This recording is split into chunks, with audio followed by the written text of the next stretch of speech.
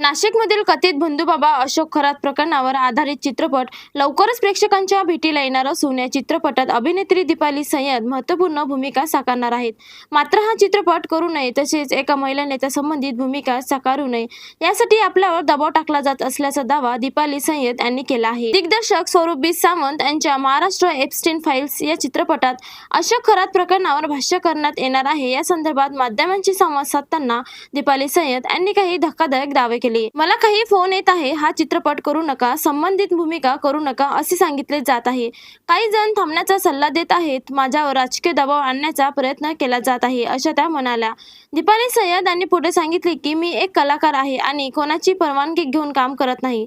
मला धमकी देणे चुकीचे आहे. माझे काम प्रामाणिकपणे करणार असून मी कोणत्याही दबावाला घाबरणार नाही. त्या म्हणाल्या की मला काही महिला नेत्यांकडूनही फोन आले, तुमचे राजकीय करिअर उद्ध्वस्त होईल असे सांगण्यात आले. मात्र मी याबाबत पक्षश्रेष्ठींशी चर्चा करणार आहे. मुख्यमंत्री एकनाथ शिंदे आणि खासदार श्रीकांत शिंदे यांच्याशी मी याविषयी बोलेल. चित्रपटाची स्क्रिप्ट नुकतीच मिळाल्याचे सांगत त्यांनी म्हटले की गेल्या काही महिन्यांपासून मी बिग बॉसमध्ये व्यस्त होते, त्यामुळे या प्रकरणाची संपूर्ण माहिती नव्हती. स्क्रिप्ट वाचल्यानंतर या विषयाची गंभीरता लक्षात आली.